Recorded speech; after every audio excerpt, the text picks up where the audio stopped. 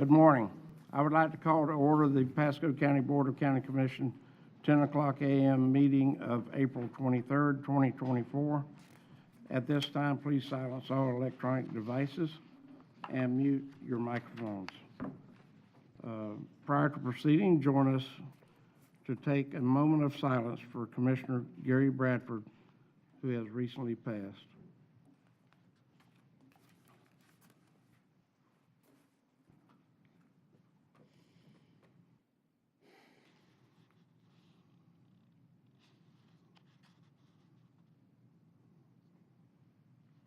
Thank you.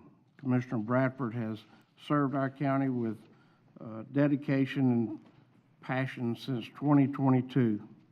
A testament to his strength and spirit, Commissioner Bradford never missed an opportunity to attend important events and meetings representing Pasco County, even while taking his cancer treatments. His loss gives us a significant void in our organization and in our community. During the difficult time, let us come together as a team to support one another and honor Commissioner Bradford's memory. Our thoughts and prayers go out to his family and his loved ones. And remember one thing, we're not promised a tomorrow, but we are given today. And if you would join me, and I advise you to, in the future, to make sure each and every day you tell your loved ones you love them, because we're not promised tomorrow. Thank you. At this time, rise for invocation and pledge of allegiance.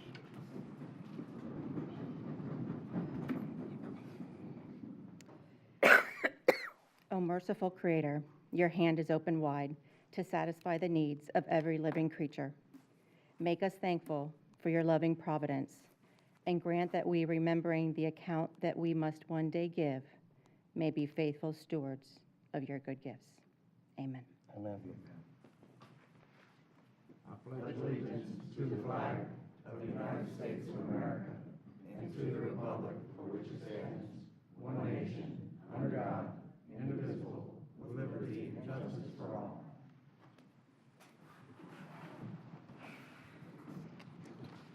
Madam Clerk, please call the roll.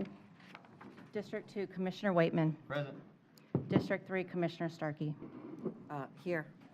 District 5, Commissioner Mariano. Here. District 1, Chairman Oakley. Here. Now is the time for public comment. Citizens are given an opportunity to comment on any current or future agenda item coming before the board and their business under their business and board's purview. Today's public comment will be handled as follows. First, we will take public comment from those who are here in person. Then we will take public comment for those who are on WebEx and on Q. We request that when you address the board, comments are not directed personally against a commissioner or team member, but rather directed to the issues. This provides mutual respect between board members and the public. After stating your name and address for the clerk, a 3-minute timer will be activated. After 2 minutes, a single beep will indicate you have 1 minute left. When your time is up, 2 beeps will sound, and you should close your comments. WebEx participants will be automatically cut off. So, Madam Clerk, do we have members signed up for public comment? Mr. Chairman, Yes. while Commissioner Bradford's family is still here, and we did have some others here, I think it's appropriate for us to say something. Okay. I just want to say that it's just tragic that Commissioner Bradford passed away before he really got to fulfill his dream of serving the people of Pasco County. And I know that he was so happy to be sitting over here and ready and willing to work hard with us to make this community a better place. And I'm just going to miss him very much. And he was a fine man, and he left us way too young. So Thank you, Chair. Yeah, Mr. Wayman. Chair, very same sentiments as Commissioner Starkey. You're on a campaign trail. You build a rapport with someone, going to a lot of the same events and seeing folks everywhere you go. And when you go through a campaign before coming to elected office, you build somewhat of a special bond, taking the lumps, good and bad, along the way, and to be sworn in the same year as Vice Chair Bradford was pretty special. You know, we get to see our families out there on the campaign trail and family interactions, and Mrs. Bradford and the Bradford team, and you know, it's kind of like a brotherly bond, if you will, once you win, and to be sworn in together and see how happy Vice Chair and his family were for earning the post, and your family earned that post.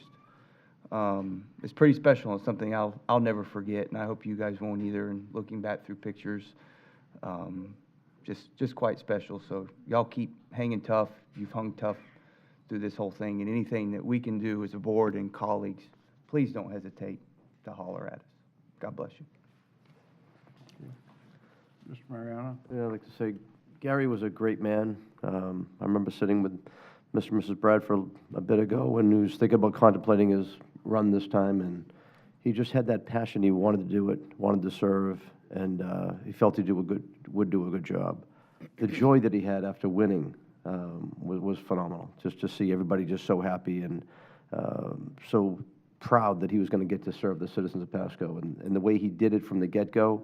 I mean, he elevated all our staff people with his passion about how we wanted to have the right people working for him and how they need to be taken care of. And that passion just didn't wane, and he just wanted to make a difference, and he did make a difference every step of the way. And we're very fortunate to have served with him, very fortunate to know him, and we know he's in heaven, he's in a better place. And I wish the Bradford family all the best as they carry on, because they do have a great family. You know, one of the best things about Gary, as well as all the things he did politically and in his career, he was a great family man and led his life in a great way. So we'll miss him.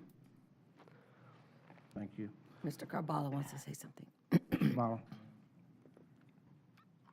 Thank you, Mr. Chair. Just to add on to that, from an administrator's perspective and from the team, Gary was always just so vibrant and upbeat and genuinely curious, you know, especially as a new commissioner, about what the team did and why, and that positive disposition was just contagious. I just recall several times, even when he was undergoing treatments, he would pop into the office. He would make it a point to make rounds and still see folks, and that gives, you know, I think that still holds true with us here, you know, today. I'd also just, if I could, and Commissioner Mariano, to kind of vault off of yours, to really thank Todd and Paula too, for really working a lot of the District 4 issues, you know, through this and supporting Gary through all that. So I think they deserve some special recognition as well. But thank you. Okay. Anyone else? I would. Yes. So Clerk Nikki's not able to be here today, but she did ask me to pass this on to a few notes to her family. So she said, you know, Commissioner Bradford cared about Pasco County citizens, and he focused on public safety and first responders. And he knew that to have a premier county, you must first take care of the men and women who keep us safe. And he courageously fought his health battles with his wife, Debbie, by his side the whole time. And he will be missed, and our thoughts and prayers really go out to your family. And I will add that he was such a kind man. He came and even after he was diagnosed, he came over to our office and really wanted to learn what the clerk's office did. And I know I heard that here already today. And he just will be missed. I want you to know that. Thank you. Echoing some of the other sentiments, I can recall the first meeting that we had with Commissioner Bradford, David and I, even before he was sworn in. His attitude was he wanted to do a good job. He wanted to know what he needed to do to be effective and be legal. And we spent a good bit of time discussing the operations of the county and what his goals were for being a commissioner, and he'll be missed. I know I've had his support from myself. I know 12 years. The first time I ran, I lost, but I had his support, and it meant the world to me. And I knew how he felt about serving as a commissioner and how much he really wanted to be a commissioner. It's just dear to my heart that his struggle he went through and finally got to be a commissioner, and then no one can judge or tell, what we're dealt. The cards we're dealt, we have to deal with. And he did it very well.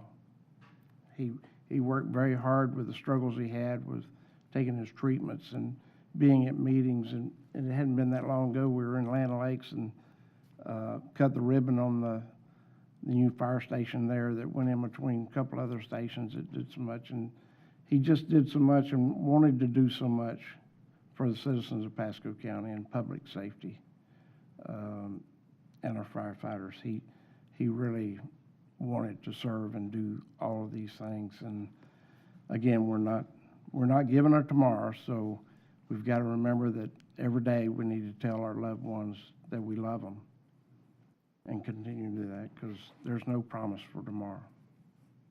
So with that, okay, thank you. At this time, do we have anyone signed up for public comment? Yes, sir, we do. Okay, so we have 2 individuals signed up. Pastor Troy Peterson is the first on the list.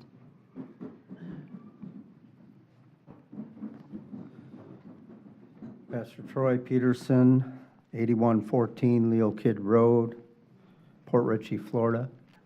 I do have some flyers for the National Day of Prayer. Move to receive and file. Second. I got a motion and a second. All those in favor say aye. Aye. Aye. Motion passed.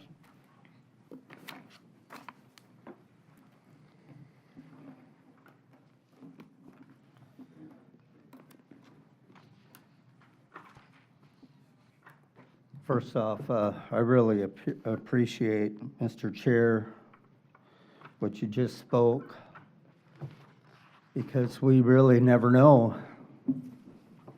what tomorrow brings. And we always have to be prepared to give an answer of the hope that's in us. And that hope is eternal life through Jesus Christ our Lord. And that's what I want to share today, is we have an opportunity to come together.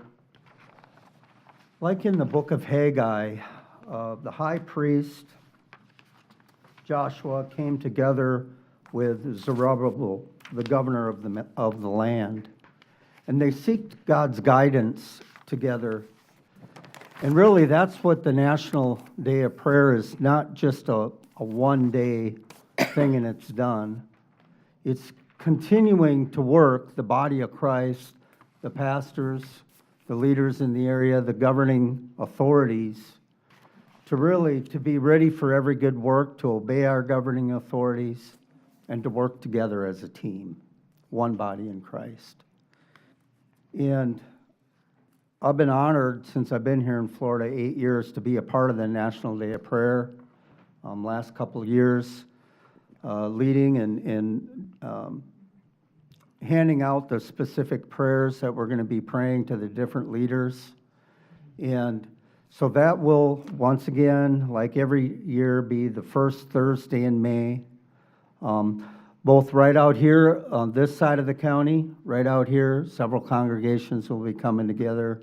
I would encourage everybody, even department heads. I know we had a department head, Commissioner Starkey. I really appreciated last year you even just stopping by and getting to pray over you before you went to fly out and see your daughter.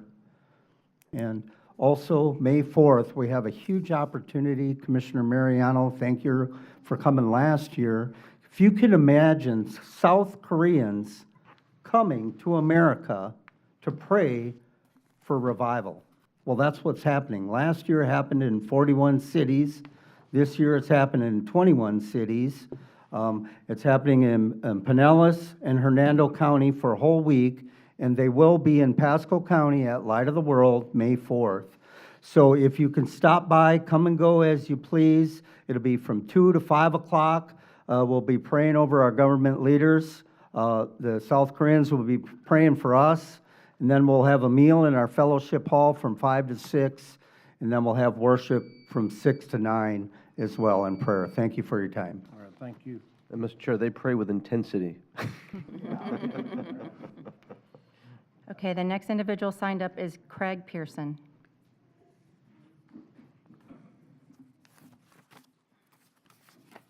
Name and address for the clerk. Yes, my name's Craig Pearson, live at 5781 Colonial Drive, Newport Richey, Florida, since 1987 with my wife Joanne. Since '87, I come from a family of contractors and building inspectors, and the other side of the family are educators. Once I moved to Florida and brought my whole family here, we invested in Pasco County. I purchased several pieces of property, and I said, I'm getting a little too old for this, but my last purchase wasn't great. I'm regarding a purchase at 12018 Ember Avenue. I spoke before your commission back in February. I'd been trying to put an end to I guess, a demolition order that had been issued to owners prior to myself back in, according to the pictures that were taken at that time by the county, that they were good enough to extend to me.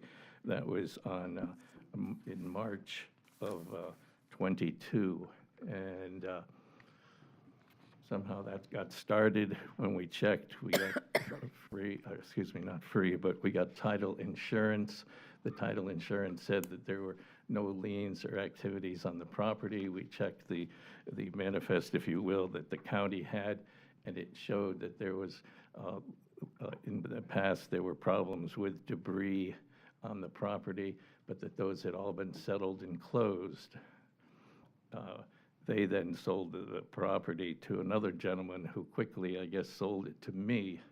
But when we checked on it, the reference at the closing was something to do with a shed, that there was a shed that had no permits taken out.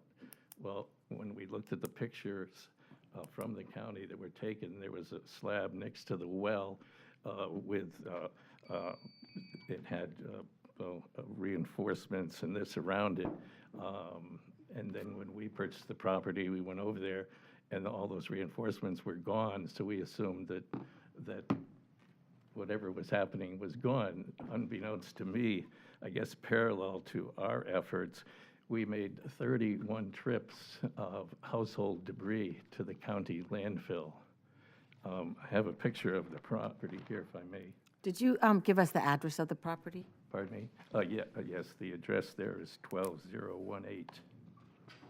Moved, receive, and file? 1818 what? Got a What road? motion? Oh, and a I'm sorry, second. Marino. That was Ember Avenue. Ember? Yes. Okay. It's in the Moon Lake section of Newport Richey. So I finally gave up because none of the people would meet to me. The best I could do was talk to them on the phone, and the legal department said, well, it's not our job to make sure you get the notices. It's only our job to send them out, which, being a former government employee myself as a director of environmental health, and I'm not an attorney, but I took enough law courses that they need to obtain a signature. Well, what happened is in January, my wife goes to the mailbox and we get a general mail there. And the mail was from the county. We opened it up, we called people, and everybody said again, well, too bad. Yeah, all our legal paperwork is done, so it has to be taken down. It's literally the nicest house on Got a that motion as particular receive and street. file. All those in favor say aye. And people Aye. couldn't believe, all I'm asking for is that somebody to sit down with me and show me what happened.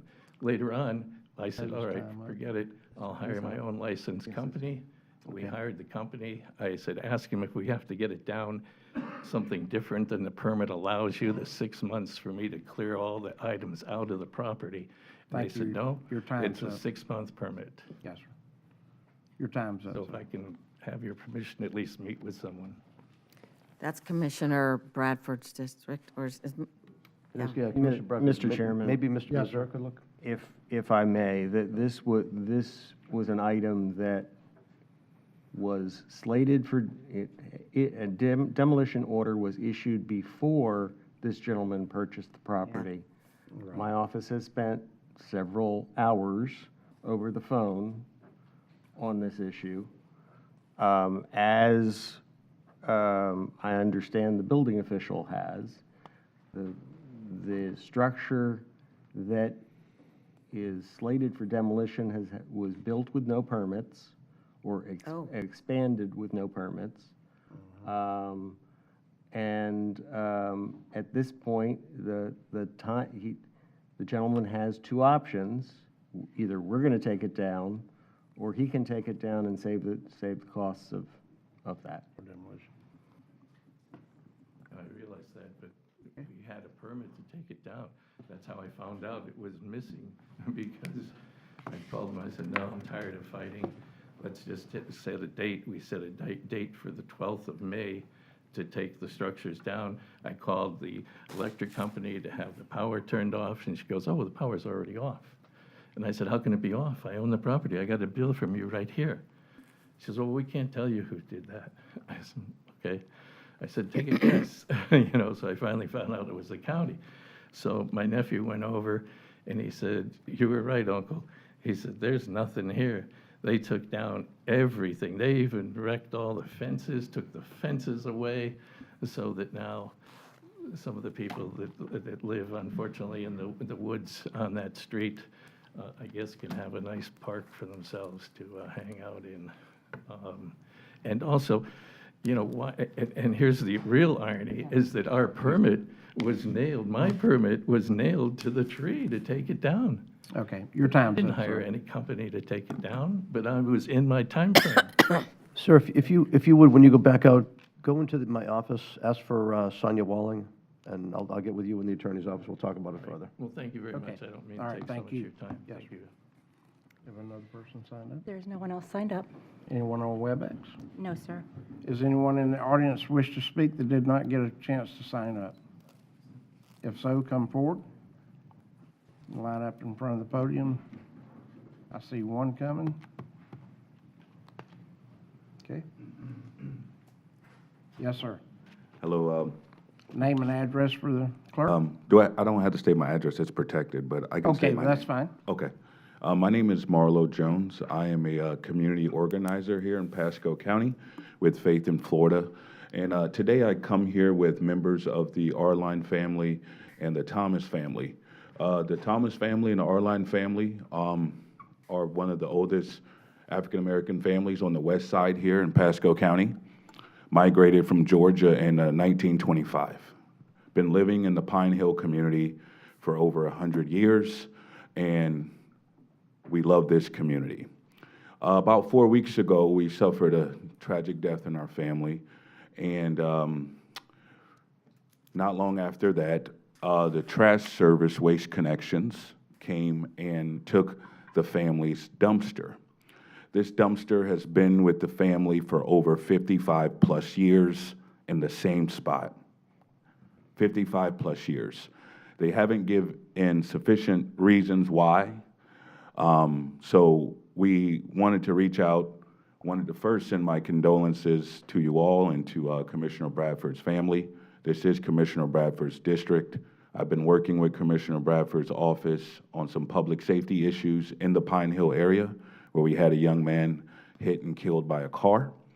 But this time we're coming because residents in the community, deserve to have some fair representation. And the trash hauler service Waste Connections has been very rude to the customers.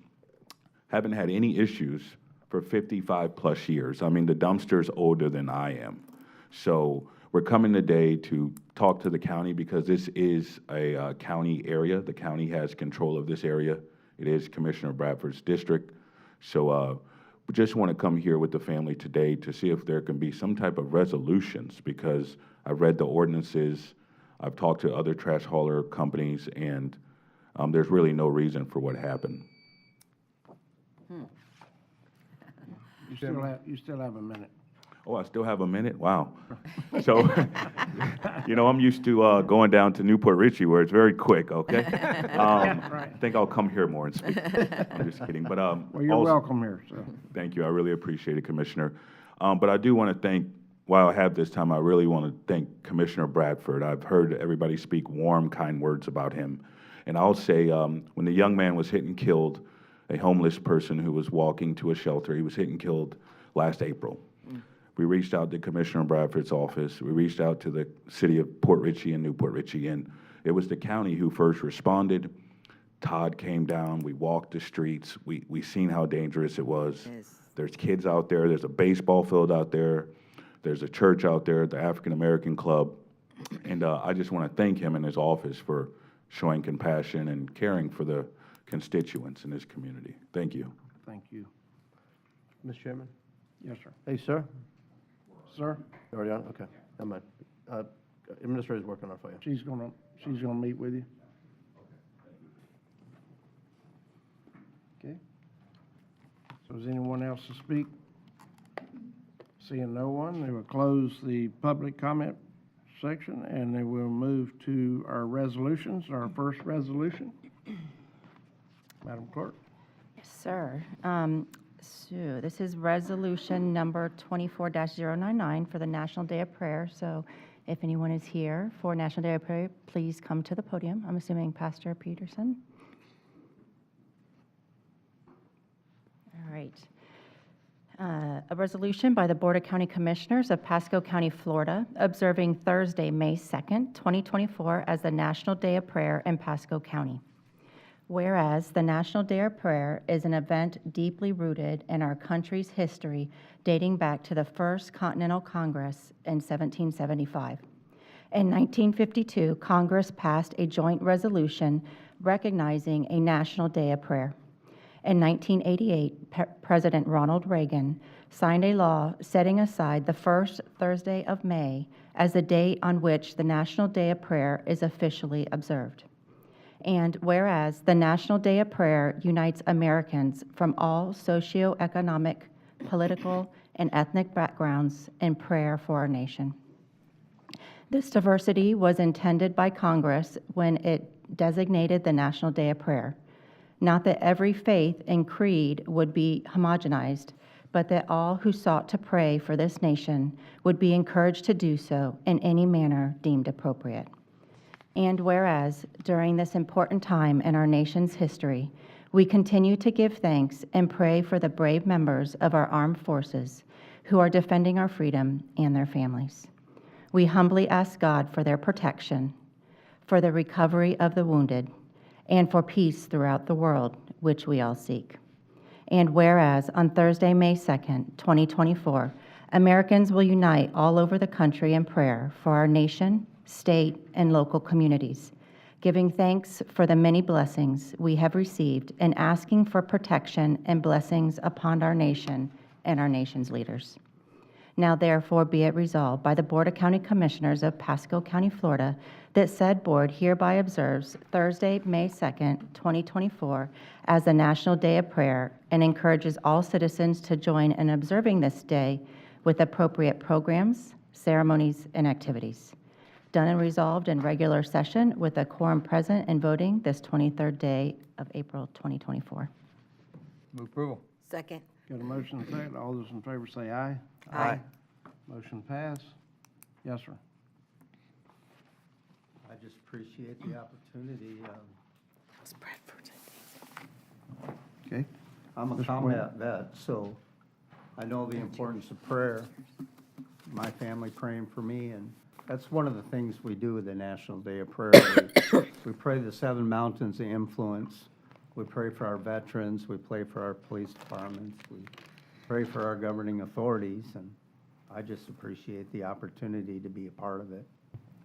Okay, thank you. Yes, sir. Mr. Waitman? Thank you, Chair. It's a great honor to lead the National Day of Prayer at the historic courthouse where Chairman Oakley and I work. And, you know, our board, we all recognize faith-based community events and in some sort of way over the course of the year. And I think that's very important. And I think it's very important that you all come and you take time out of your day to come and pray for us, to help support us in making the many, many decisions we make, 2 board meetings a month, and not just for us, but for our staff as well, that we're using proper discernment and guiding this county and all the hundreds of thousands of people that live here and the folks that are moving here from young to old. And so just very grateful that you take time out of your busy schedules and care enough about our county and us as decision makers to pray for us and help support us where we're needed. So thank you. You want to go down for a picture, or? Yeah, let's go down. Yeah, okay. So go down front. I'm going to stand on the end because I got a little bit of a...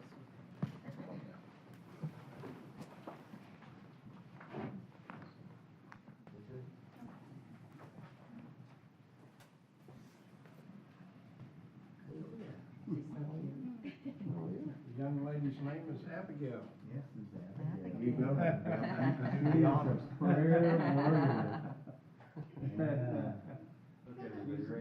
You say cheese? Cheese. Look at that way.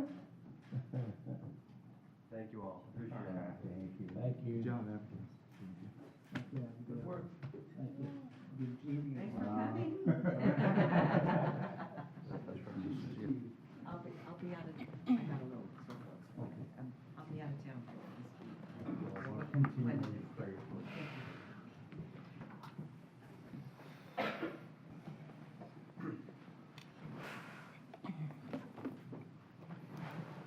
Okay, Madam Clerk, Resolution 2? Yes, sir. Yeah. Yep. Yep. Is Dr. Tiffany Bogart here? Can you please join us at the podium?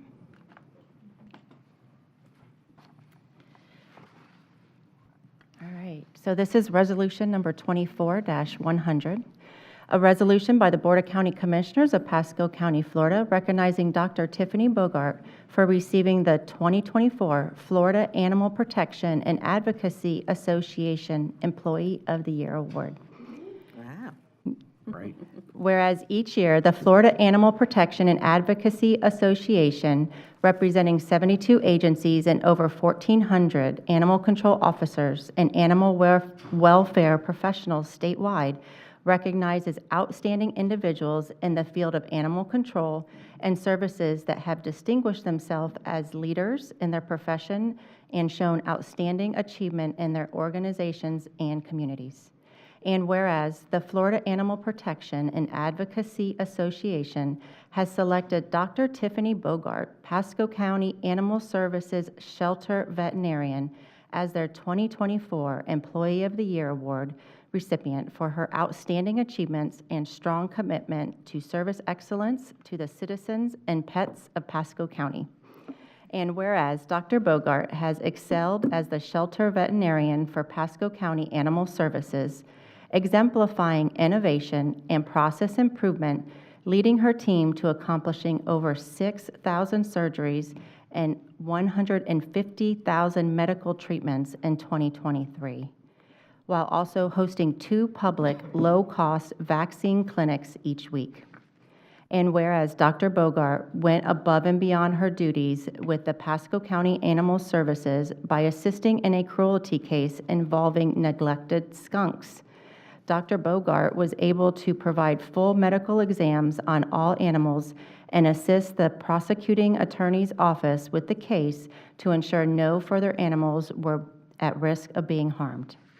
And whereas Dr. Bogart provided humane euthanasia technician certification training for several Florida Animal Protection and Advocacy Association agency members, mentored veterinarians and veterinary students for the University of Florida Shelter Medicine Program, and provided training and coaching for students in local high school veterinary technician programs at Pasco and Hudson High Schools, as well as St. Petersburg College and Hillsborough Community College.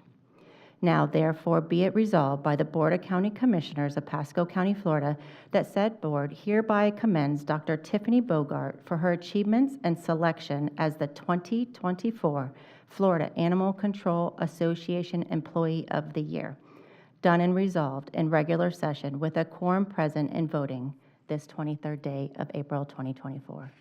Congratulations. Second. Got a motion and a second. All those in favor say aye. Aye.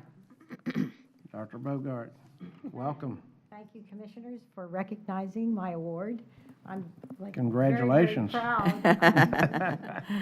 I made a speech, but now I can't really say because I listened to all the things that were listed, and I said to Mike on the side there, I did a lot of work. Thank you so much for recognizing me. I am honored to represent Pasco County and its citizens and all the animals. I'm glad to be a voice for them. Thanks, Mike and Spencer, for making a wonderful work environment that makes me want to come to work every single day. I have a great team. Without them, we couldn't do all this amazing work, but thank you very much. Yep.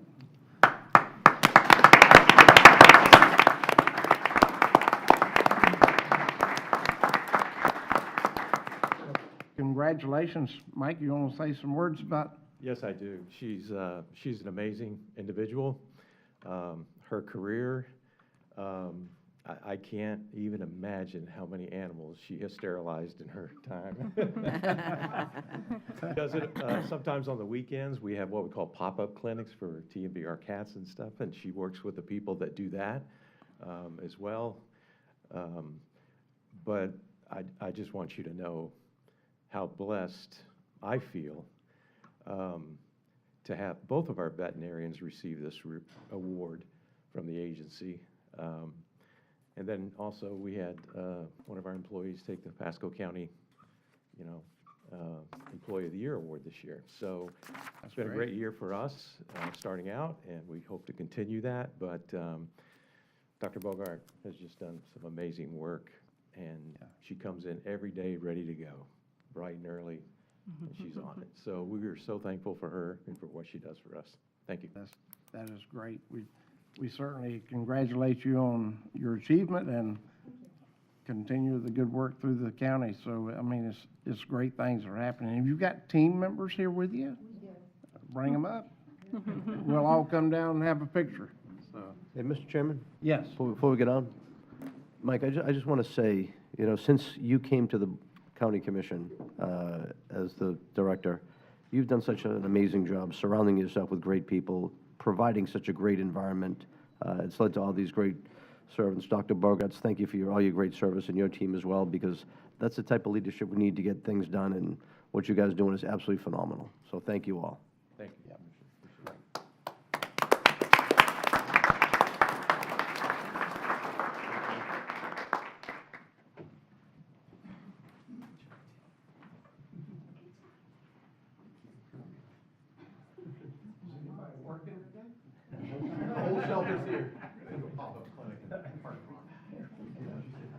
I gotta get in here somewhere, Mike.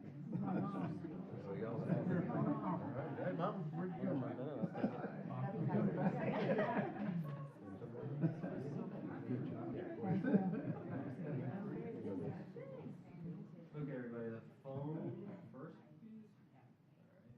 All right, let me do that. Okay. Okay, everybody, right here. Have you all. Looks good, thank you all.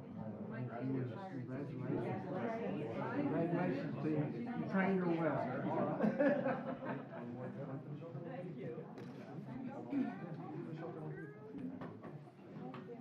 Congratulations.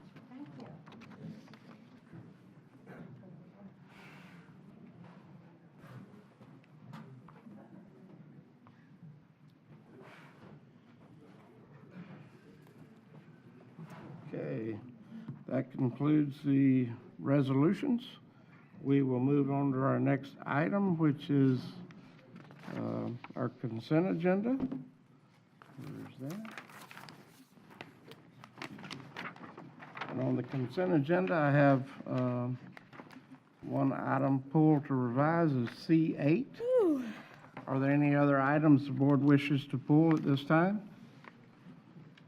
from the consent? If not, I'll entertain a motion. Move approval of the remainder of the consent agenda?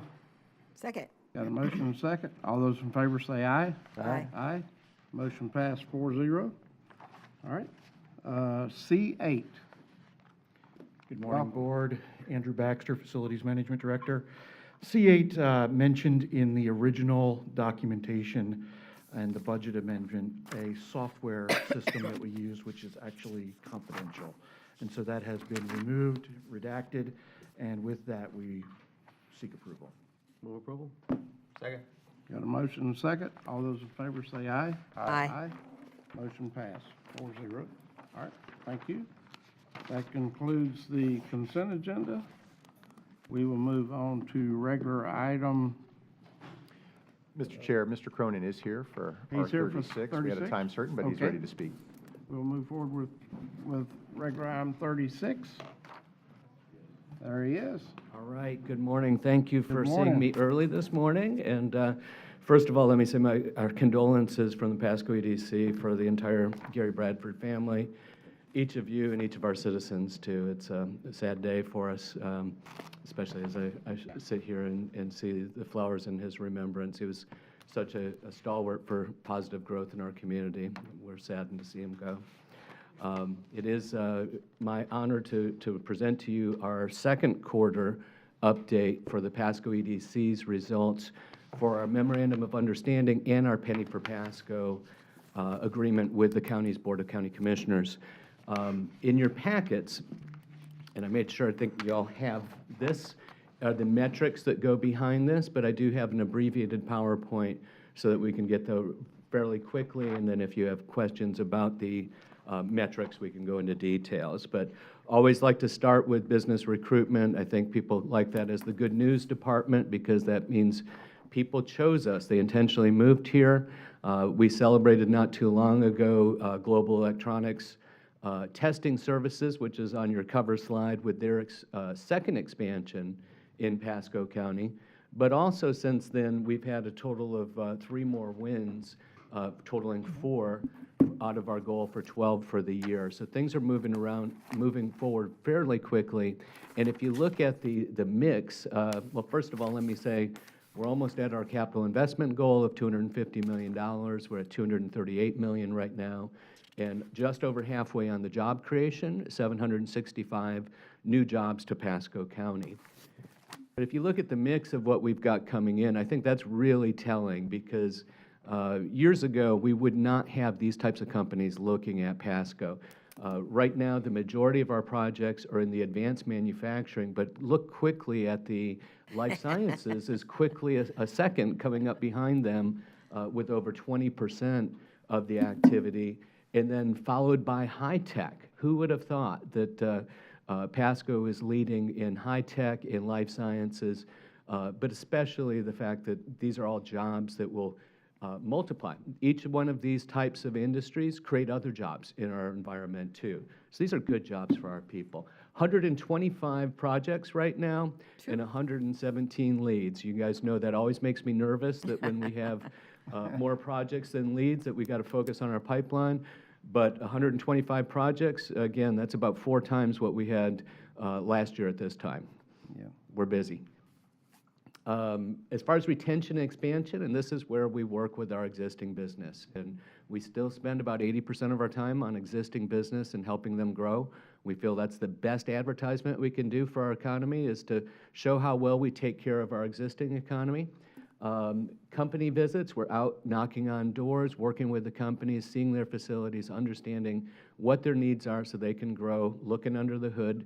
And also, that includes our workforce development efforts. So our talent is still our most precious commodity that we have here. We're one of the few communities that has land, but we've got land and people, and making sure that we get the talent pipeline right is extremely important. Before I go on, this slide reminds me that in the last week, we also had an announcement that you're going to see again soon. One of our team members, you might remember last year, Mr. Turner Arbor won the award from Florida Economic Development Council as the Workforce Professional of the Year, considering he was very young at the role. Most people wait a lifetime to get that status.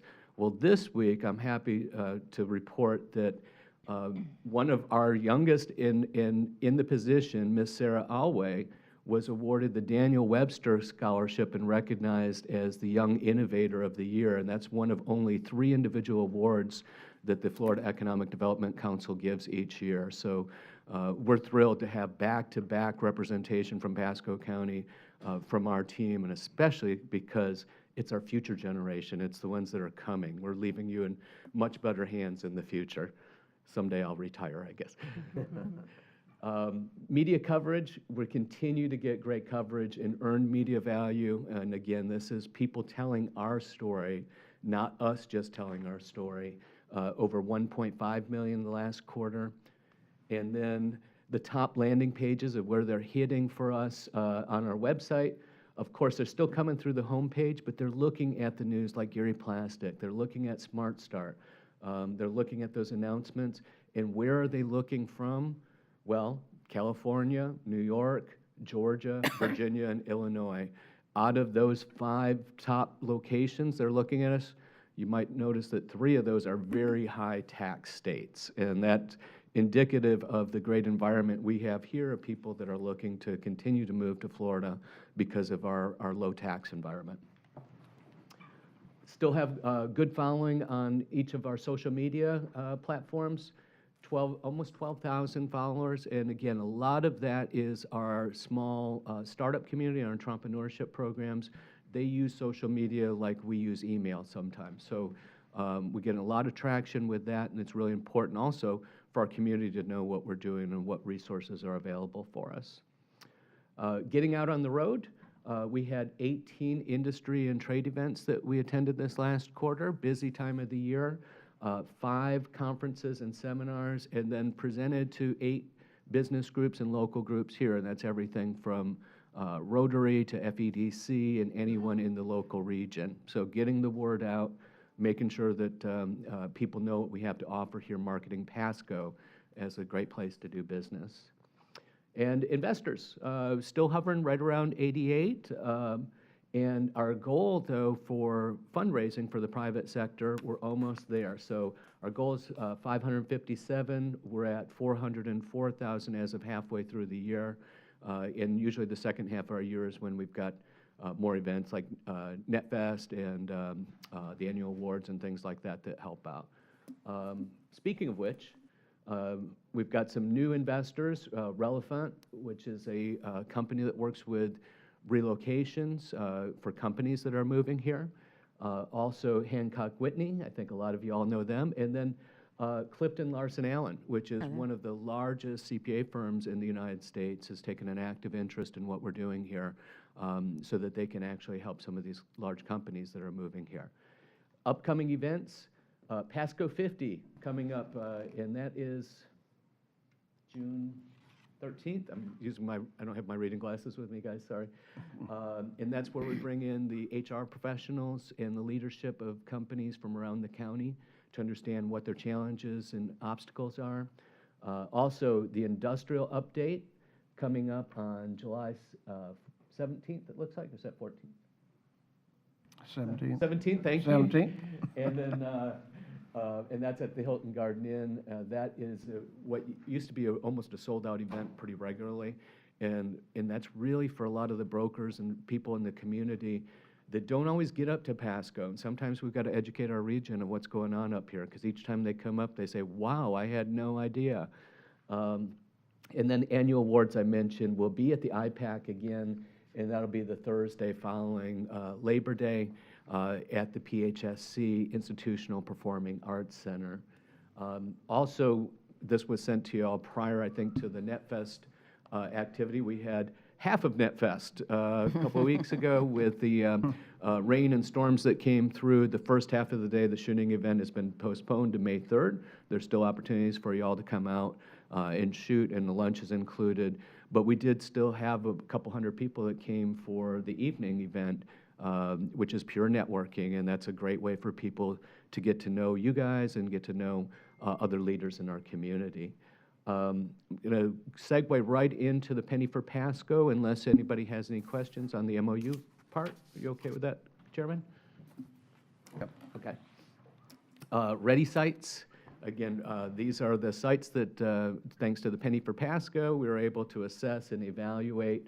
We're getting inquiries all over the United States, and again, we're one of the few places that has land and people. But we had 12 presentations on those sites already this year. Advanced manufacturing, again, seems to be the one that they're most interested in for the sites, and those are factories and things that make things, companies that make things. And we're on the short list for a couple of those projects already, too. So we've had 2 of those sites go off the market already. One was the Amazon Robotics Center, which you see is restarted, and then the Paducah site near the Zephyr Hills Airport. Here's a list of the inquiries: 18 inquiries, 15 responses to RFPs, including the ready sites in the RFP, presentations to consultants and developers, 12, and then actual site visits where they get out and kick the dirt and see the site, that's a really good sign. That means you've made it through a couple layers of vetting if they're going to get in the car or airplane to come see those sites. International, a lot of international activity that part of the year. The second quarter, went to Austria to meet with life science companies. Out of 12 meetings, 11 of them became projects or leads. That's really, really high transition rate for us. Usually if we get 1 or 2 good projects out of a trip like that, it helps to justify and pay for it. This is a lot, and almost all of those were life science companies that want to locate around Moffett, and if they don't locate around Moffett, we have plenty of other places that they can put them all throughout the county. We also joined in our consortium with Global Tampa Bay on a trip to England. We're members of the British American Business Chamber, and this was a follow-up to the trip that we took 2 years ago, and Commissioner Mariano and Commissioner Starkey That was 2 attended years it. ago? Oh, my I God. think it was, yeah. Yeah. Going so fast. And that also met with business service companies, but also defense sector. So we're not forgetting about those other sectors that we have as well, too. SOFIC is right around the corner, or SOF Week. We'll be there looking for companies that want to be somewhere near CENTCOM, SOCOM, and McDill. And then International Business and Tourism Day was celebrated as part of the Growing Global event, and that was at Florida Avenue Brewing in Wesley Chapel in the second quarter, which also seems like it was ages ago, but it was just the other day. Right. Met with 37 companies on exports over this last quarter. That is to help them find export markets overseas, so they're not just selling to people here in Pasco, but selling to people abroad. That's more money that comes into our community instead of just us recirculating it here. Trade missions, nothing during that time of the year, which is not surprising. That is the time of year that most of our trade goes to places like Latin America, and that time of year is their vacation time. So we will have a trade mission coming up to Vancouver in September of this year. Trade-related events, we had 3 different events that were for export trade promotion. And then enhanced marketing, again, marketing those Penny for Pasco programs over and above what we already do for you for the MOU, continuing to see more information about the international activities in concert with Global Tampa Bay, but Smart Start. Smart Start, the incubator system, tends to still be one of our leaders in social media, but also the onesie-twosie activity of the small businesses, the people that want to start their own company and may not necessarily want to work for somebody else. And we see more and more of that, especially as more people move here with trailing spouses, and as kids that want to live here, they want to stay here after graduation, they're starting companies as well. So that's an important part of why we work with the incubator systems and the startups. And then the target industry snapshots. We update those each year to make sure that we're including all the different successes that we have. When companies come here and they look at advanced manufacturing, for example, one of the first questions they have is, who else is here? So we show them on those brochures of who else is here to show that we have the ecosystem, we have the workforce, and that paints a much better picture than me just saying, yeah, they're here. So it gives them a good visual. And workforce, Gary Plastics has had 2 job fairs. One of them was over 1,000 people. I think you all had already heard about that, lined up around the block. That's going to be a huge employment generator for the northwest portion of the county. Workforce Connect assisted in STEM fair at Angeline at the new Academy of Innovation. And you guys actually approved the JCI for GETS that quarter as well. And GETS was the Global Electronics Testing Services. And I think everyone was a little surprised of his reach and where that company is. I mean, 6 locations all around the world. And even some of the companies, when we're abroad meeting with companies, we find out that they send their chips and their cards to be tested by GETS here in Pasco County. Great success story. And speaking of success, the Executive Success Program. So that's where we bring our leadership of our companies through, understand things about Pasco EDC, Pasco County. It's kind of like a Leadership Pasco on steroids. They just finished their listening session and attended Growing Global as a class. Co-starters for causes kicked off during this quarter, and actually it's going to be finishing here in a couple weeks. So you might recall during our annual awards, we announced that we were going to host and sponsor the very first co-starters class for nonprofits. As we saw, the county was growing so rapidly, a lot of our nonprofits were not scaling at the same rate to be able to take care of the people here. So we sponsored the very first class out of our own pocket to say, let's get this going. And we picked some nonprofits from all around the county in areas of anti-human trafficking, homelessness, addiction, foster care, recidivism. And we brought them together to teach them how to run their nonprofit more like a business. And our goal is that somebody else, and I'm saying this very intentionally, that maybe somebody hears this, sponsors the next cohort, and so on, so that we can continue to roll out this program for all the nonprofits throughout Pasco County to help them scale and meet the demand of the services and the growth that is required here. So I'm really proud of how people came together for that one and the mix that we have. That graduation will be coming soon, and you'll each get an invite for that. Also, we hosted our 2nd annual Microloan Success Luncheon, and this is, again, a great penny program where we help those companies that are otherwise unbankable. It could be a company who just got a big order from Publix, but they're only a year old and they don't have credit yet, and they need money to get that second machine to be able to fulfill the order.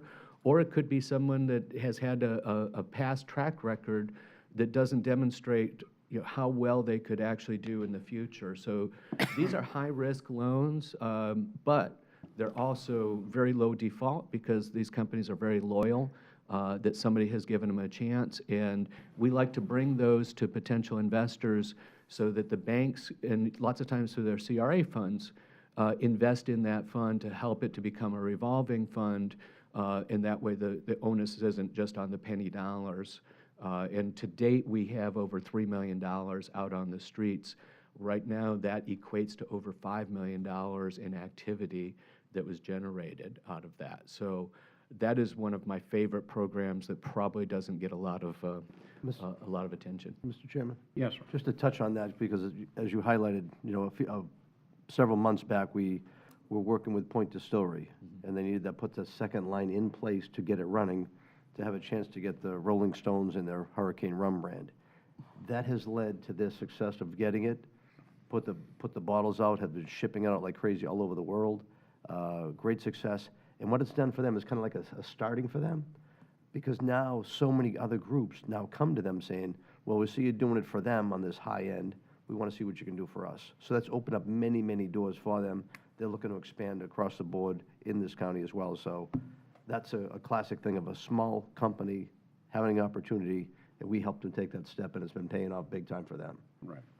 Yeah, you guys helped direct with that one. That wasn't necessarily part of the microloan, but very similar situation that somebody's going through rapid growth. And, you know, it reminds you of the car that caught the ambulance, you know, what do they do, or the dog that caught the ambulance. We had our third big Grow Pasco event, which is a day-long event, and it was the biggest that we've had thus far. And that was at the Wellness Center at St. Leo, very well attended. And the guest speaker, the keynote speaker, was Colonel Jay Powers.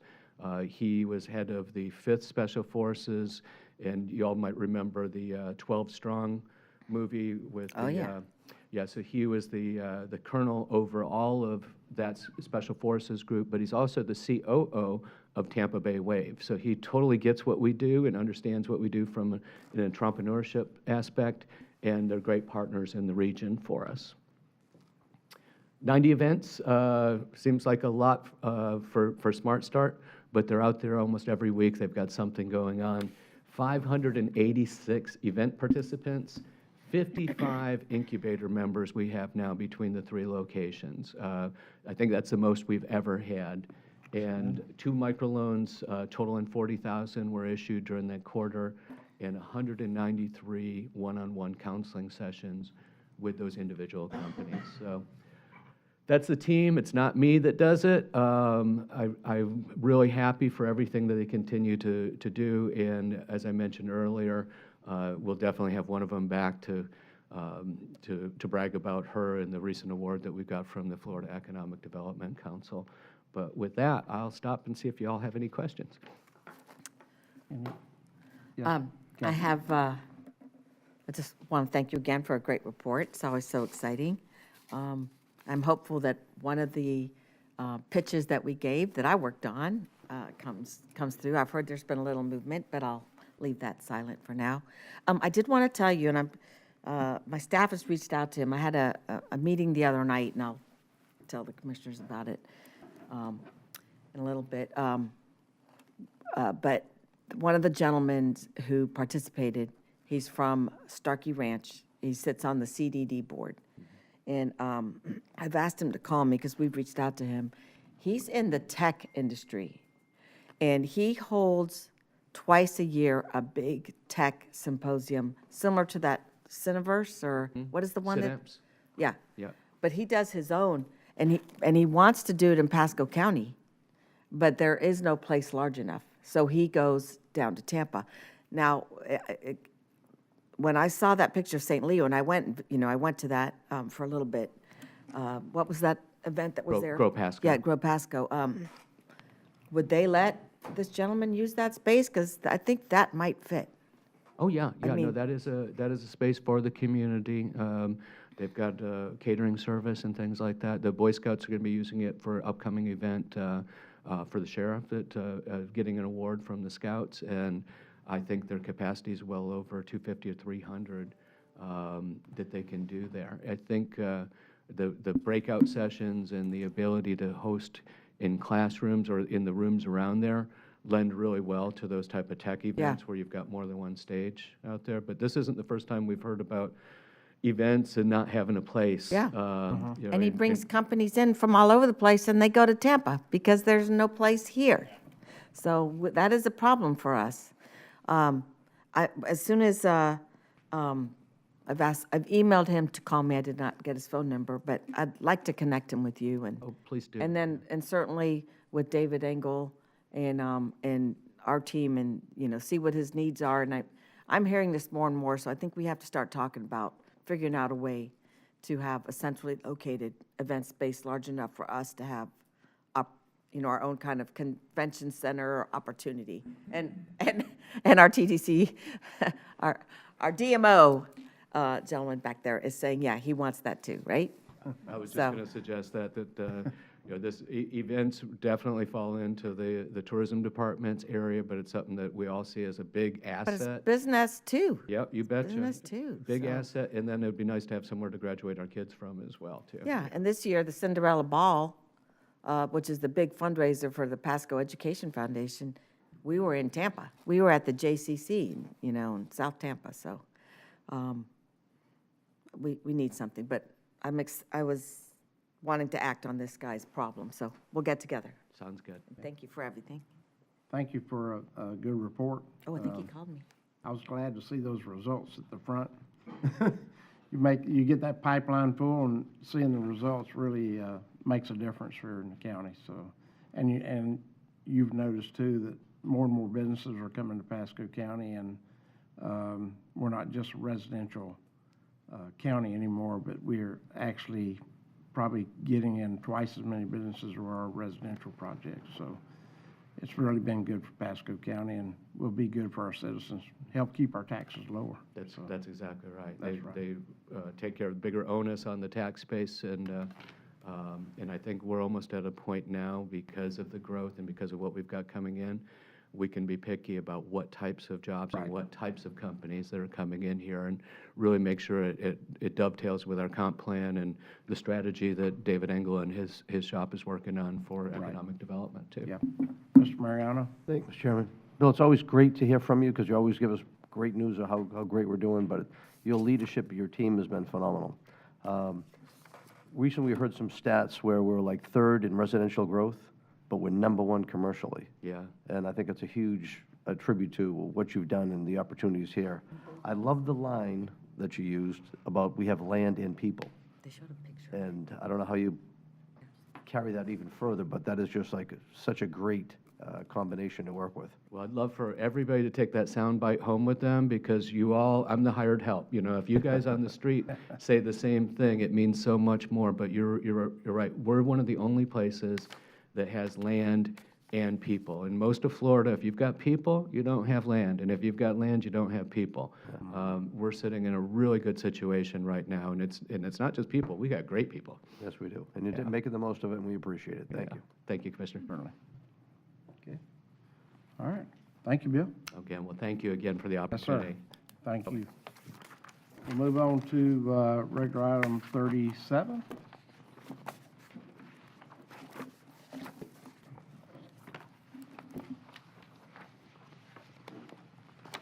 Good morning, Mr. Chairman. Victorios Pitos, Planning and Economic Growth Department. So at the August 8, 2023 Board of County Commissioners meeting, the BCC directed the Planning and Development Department to implement PM 26, single-family detached and attached lot sizes and allowances and MPUDs. And at the time, the Board of County Commissioners was primarily concerned with the proliferation of lot sizes that were 40 feet wide, and thus we had to create a policy memo that clarified the circumstances under which we would support those lot sizes. Recent development activity, however, has seen proposed lot sizes that are less than 40 feet wide, and questions have arisen as to the applicability of PM 26 and how to handle those lot sizes that are less than the BCC's tolerance for 45-foot wide lots, or in some circumstances, even for 40-foot wide lots. And so the specific issue is regarding lot sizes in the 30 to 40-foot wide range today. So we're bringing forward Policy Memo 26 to do a small tweak, a revision.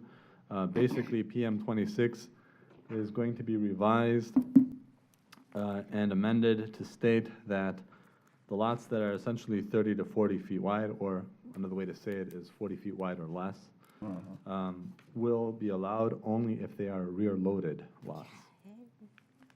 And so these are the proposed text edits to PM 26, just to see the exact language. In addition to making the revision for the lot size range that I've just talked about, we're also making two small edits to the townhome portion of Policy Memo 26. One is to clarify that townhomes shall be platted, and a second revision is as it relates to the architectural appearance of townhomes. Currently, as illustrated on the overhead, the revision is to say a 2 or more story townhome building shall not be entirely stucco, but shall have a different first floor architectural veneer, such as brick or siding, with stucco reserved for the upper levels of the building. The intent for this provision is to be applicable for the front facade of the first story or first floor elevation of the townhome. And we can make this clear in the articulation of the memo with confirmation from the board. My suggestion to make it a little bit more clear is to break it up a little bit to something to this effect. A 2 or more story townhome building shall not be entirely stucco on the front facade of the townhome. The first story architectural veneer shall be different from the upper levels of the building. Heavier architectural elements shall be on the first story and lighter architectural elements allowed on the upper levels. These veneers can be brick, stone, siding, or other material that is identified by the builder. And so that's the 3 revisions, very narrow focus on policy memo 26 that's before the board today. Are there Now, any For questions? this, you're talking about stucco, if it was stucco on the top, but then it'd be some board or some other kind of texture on the bottom? Is that on the sides, front, sides, and, So the idea is And not rear? to have a full facade of a townhouse building to be all stucco, but rather the first floor might have brick, let's say, and then the upper level might have stucco, right? Or it might have brick and siding, Yeah. or it might have siding and stucco, or it might have stone and stucco. Any combination, just the heavier element ought to be on the but first does that floor. include the sides of the townhome? No, this would just be for the first, or the front For the elevation. front? For the Yes. front, what about the rear? It would, We don't see the as rear. I've suggested, not necessarily for the rear, although one could contemplate if a townhouse did, a rear of a townhouse did face a road, a collector road, let's say, or an arterial. However, it's most likely to be the case that the rear is going to be fenced, or there may be a rear garage that'll block the facade of the rear. So the primary focus is the front facade. Okay. Ms. Stark? I think this is a very good clarification, but there's a couple things that I might suggest. I don't have any issue with hardy plank or something similar being on the top. I'm designing a house and it's tabby or stucco on the bottom and hardy plank on the second. So I wouldn't put rock or brick on the second, but I would allow a hardy plank. You know, that's the lateral siding. I personally, I did get a call from TBBA, and I know there's some hesitation for putting it on the sides, but I think that we should wrap the corner, maybe 4 feet or something. I don't know what the good number is for construction material if things come in a certain size, but just wrap the corners. And I have a photo here of a townhome product where the windows were put in flat. I mean, they are on the same plane as the building. And that is really like a mobile home construction. And I think that the windows, we need to not allow that kind of window. But I would say, I think there should be an exception in all of this. And that is, if someone is building a 40 or 60 to 80 AMI, say 80 AMI and under, I think they should have some relief from some of the architectural restrictions that we have because we do have a need for that product, and I don't think we'll get a lot of it, but we need to be able to help that part of the industry build their product. But, okay, so here's some of the photos that I have. I just wanted to show you guys. These ones up top are in longleaf, and they're on 32-foot wide lots.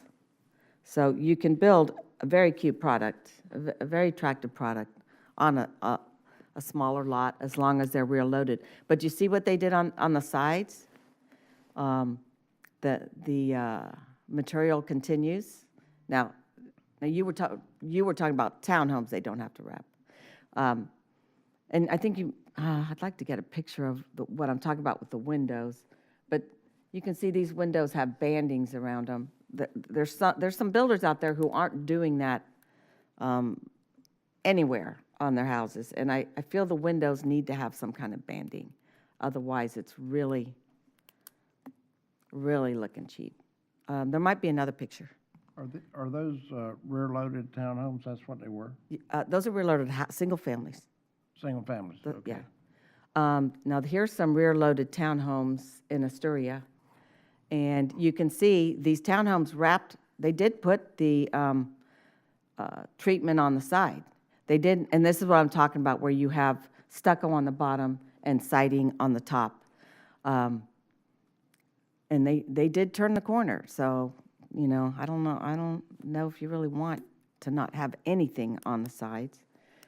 But the garages, they just have the banding around the door, but none of the treatments, so. Let's see if there's any other pictures. These are a Taylor Morrison product. This is 35-foot wide homes, and they have shingle on the top and stucco on the bottom. And I personally think that's okay. I don't think you would ever put rock or brick on the top, but shingle and siding, in my mind, is okay.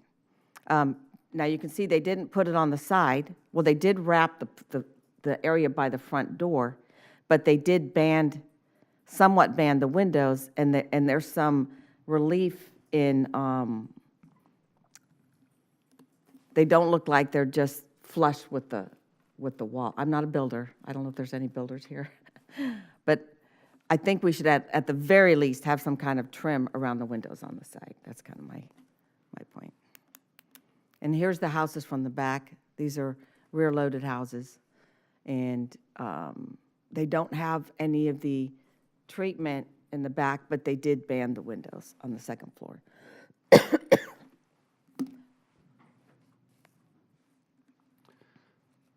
Thank you, Commissioner. I've taken the notes. In the original language of the memo, I could see how there would be this conflict between the upper and lower level. In the revised language, we're noting that heavier architectural elements shall be on the first story, so the brick and the stones. Yeah. And lighter architectural elements allowed on the upper levels, and then I made a note to say that siding and shingles, et cetera, may be on the upper levels. Okay. And I noted all the other ideas if the board would confirm those as well. And I don't think they should be painted shingles. I think they have to be like real shingles. I mean, I don't mean they have to be operable shingles, but, and going through some of my photographs of driving around the county, Yeah. there's some builder that's just painting it so it looks like a shingle, but it really isn't. I didn't notice the shingles. Shingle or shutter? Shutter, shingle, talking I don't know, about what's the shutters. You've been difference? saying shingles. I'm not sure. Well, there's shingles, there's shakes. Yeah, shakes, and then there's shutters. Shutters are. Oh, yeah, the shutters. I'm on saying, either side they're of the painted window. on shutters. Yeah. I can send the picture over. Yeah. Okay. All right. Chair? Yes. Thanks, Chair. Terry, 4.5 talks about 40 foot or less. Our board policy is nothing less than 45 feet. So when it says less than 40 feet, support developments, single-family detached lots, what are we saying here? So in PM 26, we put our red line as 45-foot wide lots.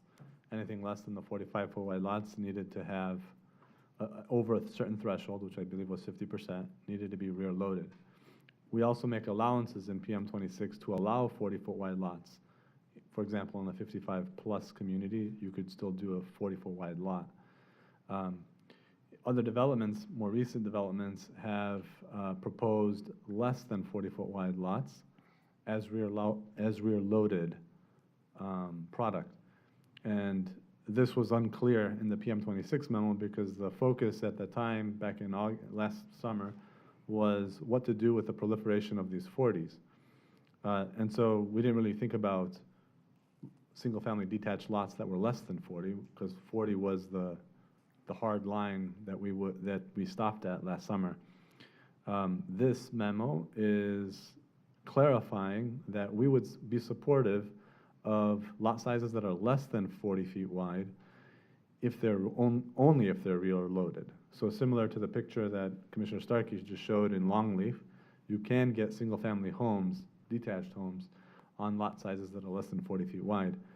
but they would have to be rear-loaded as that example showed. That's Well- that's what we're trying to get Well, at. for that specific type of product, I'd want more stringent architectural design standards such as what Commissioner Starkey mentioned. For the towns, I'm okay with what you're talking about towns because that's really a more affordable product versus a single-family home right now in this market. So I'm okay there. But if 4.5, I think, they're going to be selling as a single-family home product, I think that product needs to be, looking really, really nice for that lot size. I think that should be the compromise. Okay. Thank you, Chair. Is there a certain percentage of the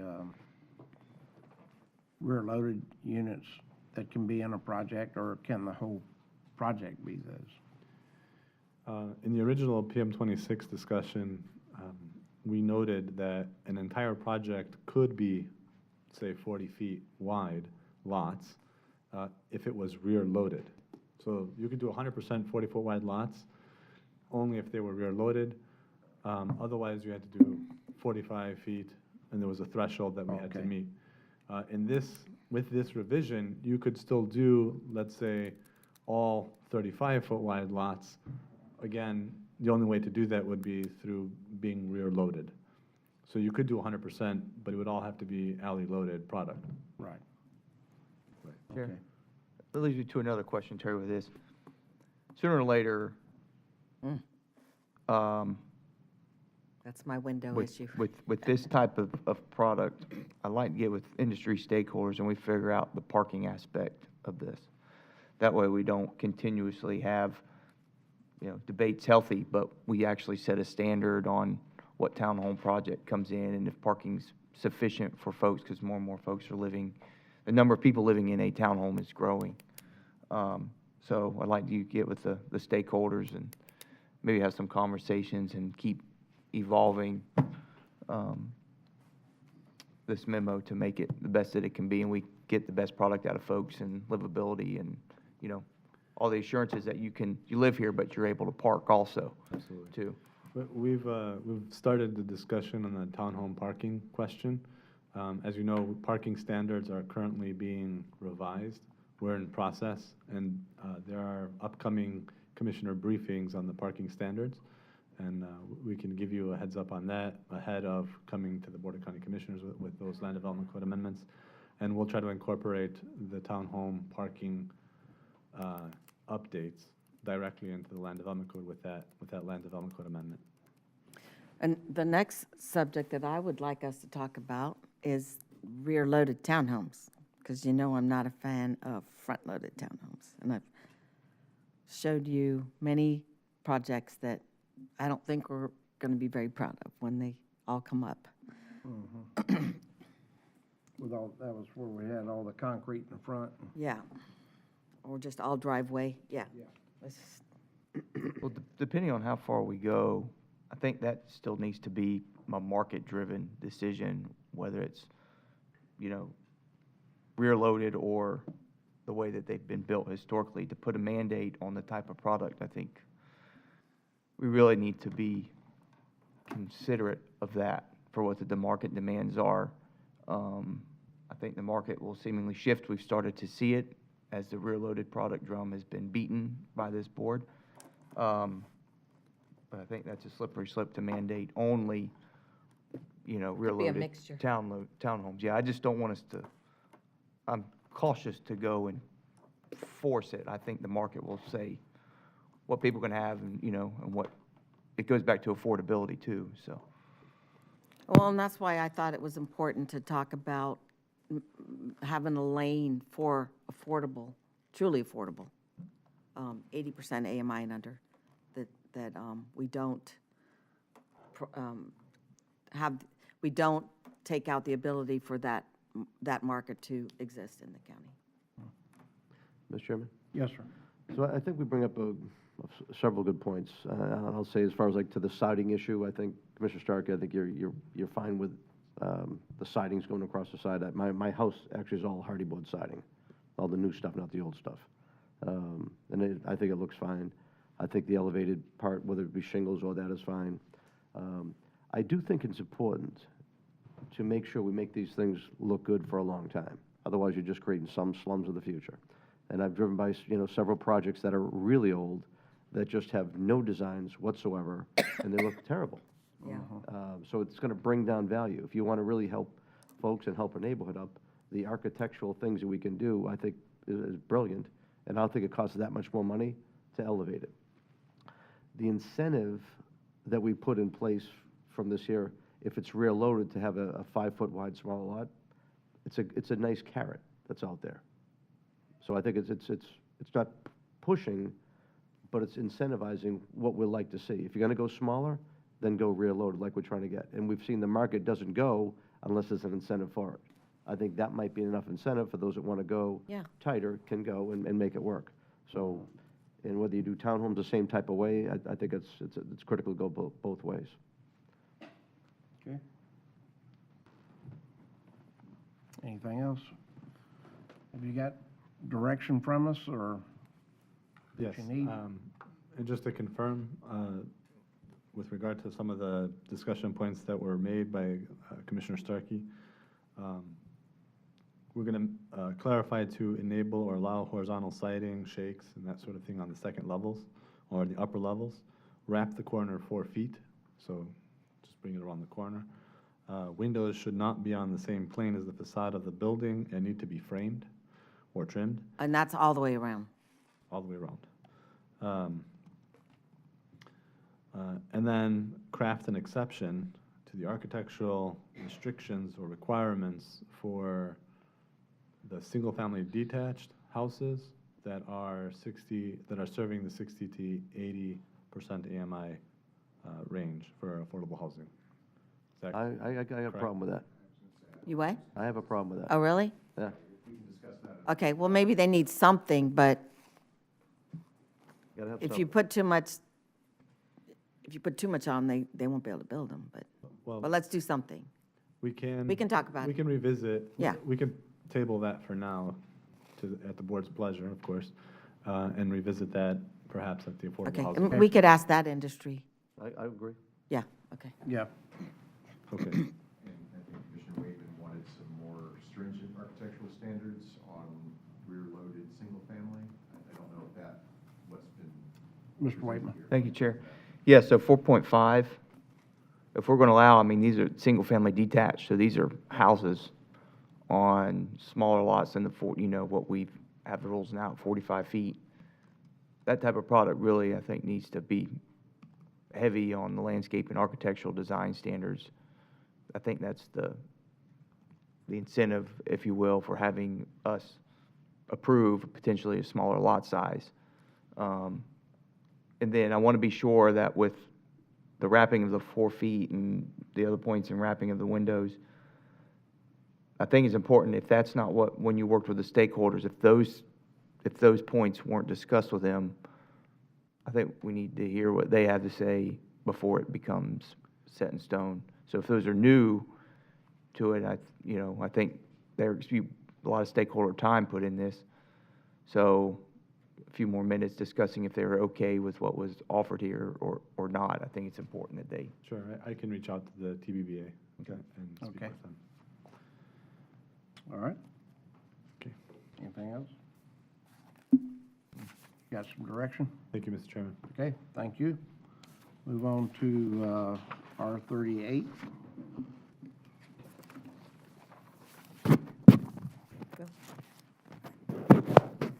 Good morning, Commissioners and Good members morning. of the board. Panos Conces, Assistant Director for Transportation Engineering Department, or TED as we call ourselves.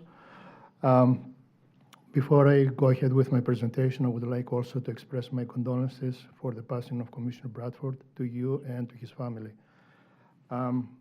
This presentation is about the construction contract for the Wesley Chapel Boulevard. The limits of the project are from north of State Road 54, State Road 56, to Old Pasco Road. Typically, TED presents construction contracts through the consent agenda. However, because of the size of the contract, the significance of the project to the county, and also because of the history of the project, our county administrator suggested that we give you a brief presentation. That's why we're here today. So, as you see here, the limits of the project are shown. Through its path, Wesley Chapel Boulevard provides access to many communities and also commercial businesses. Also provides an alternate route, a relief route to I-75. Presently, at the south end, Wesley Chapel Boulevard is 6 lanes. It's posted at 45 miles per hour, and it provides 5-foot sidewalks on the west side and an 8-foot pathway on the west side. It also provides 5-foot bicycle lanes. In the middle, it transitions to a 2-lane rural roadway posted at 55 miles per hour. There are no sidewalks or pathways, but there are 5-foot shoulders. Now, as we move north of Progress Boulevard, the West Chapel Boulevard widens to 4 lanes again. It's posted at 45 miles per hour. It provides 5 to 6-foot sidewalks on both sides, and also provides 4-foot bicycle lanes. Project history. This project has a long history, longer than we wanted, and also went through several project managers. I just happened to be the last one. And we just have to say that we're very excited to bring this project to its last stage, its construction. The original route study was approved in 2003, and the recommendation was for a 4-lane rural road within a 150-foot right-of-way. The design started at 2008. Between 2008 and 2014, the new Tampa Bay Regional Planning Model became available, and it showed us that the 4-lane typical section wouldn't be able to accommodate the projected volumes. That area, as you very well know, is going through explosive growth. So the projected volumes were almost double. So the recommendation was made to take the road to a 6-lane typical section, but keep it within 150 feet right-of-way, which meant we had to condense the typical section to an urban, no ditches on the sides, no depressed median, just urban, which meant closed drainage system, sidewalks on both sides, and I will go through the typical section later, but it became an urban 6-lane roadway. After that, we did the updated route study between 2015 and 2016, mainly to assess drainage needs because, of course, the closed drainage system required additional ponds and additional drainage facilities. There were additional impacts to wetlands, etc. So we did an updated route study. That concluded in 2016. The board approved the updated route study. We resumed design in 2016, and just about when we started to move along in 2017, the updated model for floodplains became available from SwiftMud, the final model. Up to the time, we were using the draft. So we thought to do a diligence study and find out if the updated floodplains were compatible with our design. We didn't want any adjacent properties to experience any additional flooding. So our design team did an analysis, a drainage analysis, and found out that one drainage crossing had to be upsized, but nothing would become to the adjacent properties. So we were glad about that. So we resumed the design after that, and between 2019 and 2023, we did the design. We also undertook the right-of-way acquisition. We had, let's see here. That seems like a really long time. It took a long time, but we had at some points to stop and redo things. And 5 years. So we had to acquire 43 parcels, and we had to deal with 25 different property owners. So that was an extensive effort for our resources. We also had to undergo through several plan revisions because As we were doing the design, new developments came to light, and there were new connections. We had to add new turn lanes, et cetera. So we had to update our design constantly. Plus, we had to go through several reviews by FDOT because they contribute funding to the project. So they also had an input in the design. So we finished the design, and then we went to bid solicitation in mid-December. And the bids were opened in end of January 2024. So here we are now with having a contractor on board and ready to award the contract.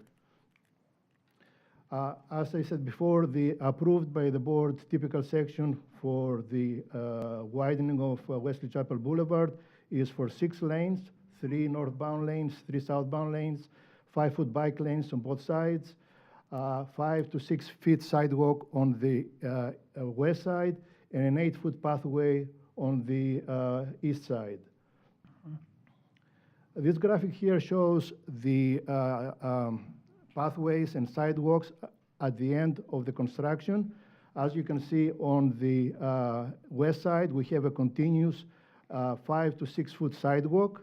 That's the blue line. And on the east side, we have an 8-foot pathway from the south end where we match the existing 8-foot pathway all the way to approximately Magnolia Boulevard, except for a short 1,000-foot segment between Royal Palm Boulevard and Pet Lane. What happened there is our design team found out that there were issues with off-site stormwater management, impacts to wetlands close to Pet Lane, impacts to direct power lines, and also we would need additional right-of-way in order to connect with the driveways, a couple of developments there. So to avoid all those impacts, they reduced the pathway width from 8 feet to 6 feet. Now, going north from there, we transition back to what's existing out there on Wesley Chapel Boulevard north of Progress, which is 5 to 6 foot sidewalks on both sides. So are we going to have a trail on Old Pasco Road? On Old Pasco Road? Yeah, you only have a sidewalk going up to, I don't know what road it is there. And then aren't we putting a multi-use path on Old Pasco? What happens is I drove that segment of Wesley Chapel Boulevard from north of Magnolia Boulevard all the way past I-75. In both sides of Wesley Chapel Boulevard is 5 to 6 feet sidewalk. There is no multi-use path or pathway. Now, on Old Pasco Road, we have a 12-foot multi-use path coming down from overpass all the way to Oakley Boulevard, and from there we tie to an existing multi-use path on Oakley Boulevard. So we have that on Old Pasco Road.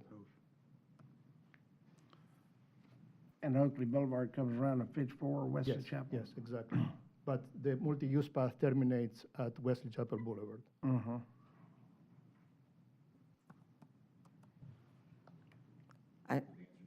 You understand? Well, no, I don't understand. I don't understand if he said that.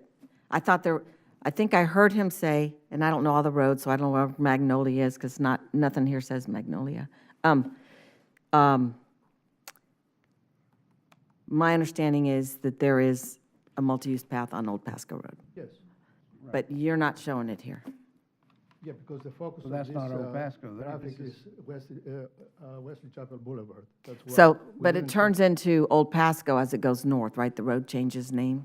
Goes turns west. the corner. The multi-use path. I'm trying to bring it up here. If you go to Google Maps, so it ties in, Oh, I'm in the wrong place. if that's you're why. coming south down Old Pasco, and you go Here. through the residential areas, then it turns down Oakley into the Grove where all those Yeah. folks live, into the That's where the amenities and pathway what. comes It's a T, it's kind of a T. Yeah, it turns in. Okay. Yeah. So you have a way, you're going to have a way for these people to access the Old Pasco Road Yes. Trail? Correct. That's going to be tricky. The south end, What you're saying is the south end doesn't have any between Wesley Chapel Boulevard and, say, Oakley. That won't have it, but it Exactly, ties doesn't have into because of Wesley right-of-way Chapel path. Boulevard. You're constrained there? An existing And then multi-use S's, path with double Oakland. backs S's, and then hits where this project is down to 70, 56, 75. Correct. Down there to that one. Correct. Yeah, so it does a big backwards S. It's too bad there's not another way to get over there. Question for you. Looking here, can you put that map back up?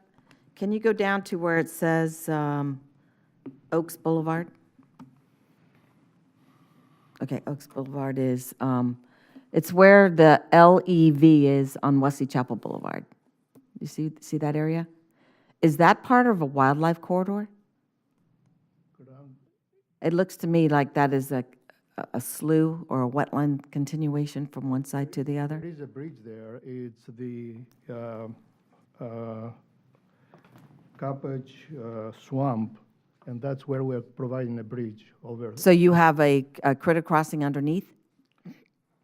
I don't think there is a animal crossing, but it's a bridge. How high is the bridge off the elevation of the ground? I'm not sure. I have with me our design consultant, the PM, Rachel. Because it looks to me like that connects to a lot of wetlands, I mean, a lot of a Goes- corridor there. Westward goes to Wellfields. And that goes all the way down, that corridor goes all the way down into Tampa, into, I think that might go into Longleaf, or whatever that, Flatwoods. So I just want to make sure it's probably too late to consider going up and over with a pedestrian underpass, but that would have been a good spot to do it, so people could get from one side of the road without having to cross the traffic. But seems to me we need to be sure that we're letting the critters travel safely underneath there. Well, we have a traffic signal at Royal Palm, and we also have a signal at Compark. So there will be two signals providing the ability for people to Cross the street. safely from one side to the other. Okay. I know that the person who's selling the property where it used to be the coffee roaster, which is down on 54 and, is that Wesley Chapel? And Wesley Chapel Boulevard? It's on the southwest side. They've given up quite a bit of land there for a wildlife corridor. And there is a bridge there as well. But I think we should be mindful that we're going to have animals going under the bridge there. For sure. We can provide you the information about Yeah. how high the bridge is. We will. You talking about to the Copes Ranch side? I mean, that's not Right through there. protected of anything. They're going to be coming right through there. But if they're already elevated, that's just what we need. Yeah. But you can see that system. It's coming all the way down into Flatwoods.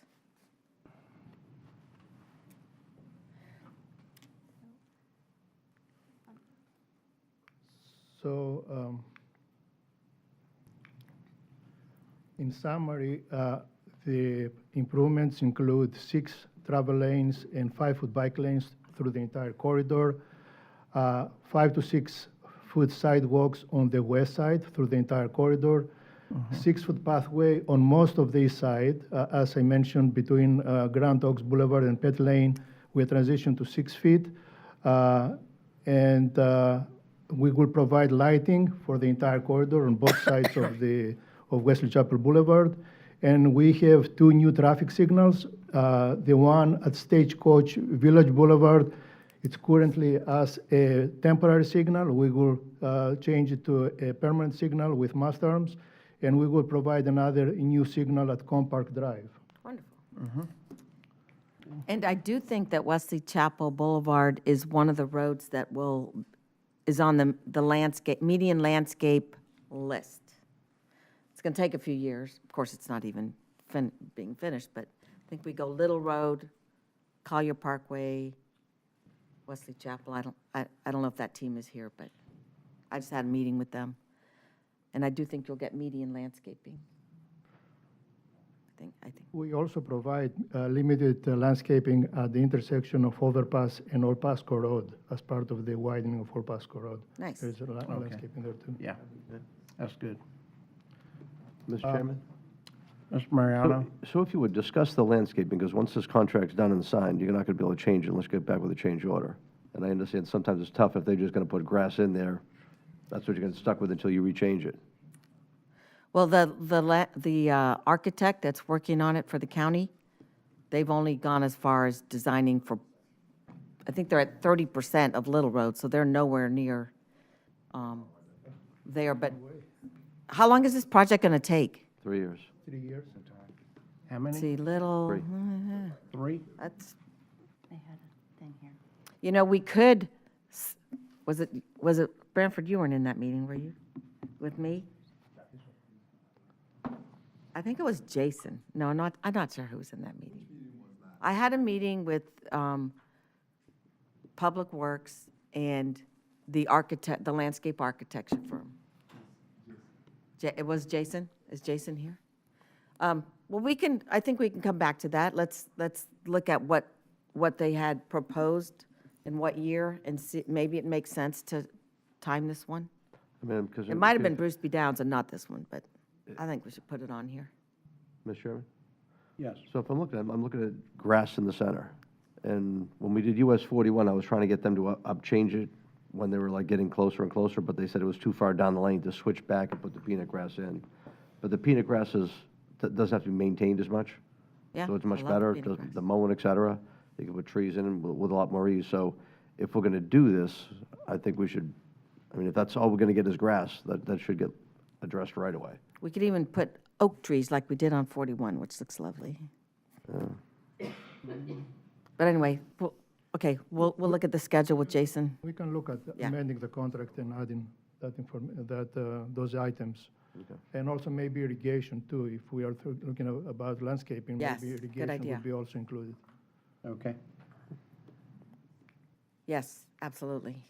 Put the irrigation in while you're doing the road. I mean, I'd rather use something than be drought tolerant that we would have to put irrigation in. Why spend the money on that if you can avoid it? Well, they're putting it in places, so. We're going to make the commercial properties put in irrigation. Would have to Okay. consider, we don't have to make a decision. We'll revisit it and report back. Yeah. Okay. All right. So the construction we recommend approval of the construction contract today. We intend to give NTP within the next couple of weeks. We anticipate the construction to take approximately 36 months, so we anticipate completion by May 2027. And the construction contract, the cost is for $69.44 million. And we have an independent contract for CEI services with a different firm for $4.5 million. What's CEI? Construction engineering and inspection. $4 million to see if they built it right? Yep. You're talking about a $69 million spend, so, Still a lot of money. cost, both of them are, so. I think we should just put in their contract, they had to have built it right, or it's on. We hope so. Typically, when we do estimates, the CI contract, we estimate to be at 10 to 15% of the construction cost. So according to that, this is $4.5 million we're getting a bargain. There you go, for a bargain. So today you need a motion from us approving this? Yes, please. Move, go ahead, it's your district. Move approval. Second. All right, got a motion and a second. All those in favor say aye. Aye. Aye. Motion passed 4-0. Thanks, sir. Thank you very much. Move on to 39, R39.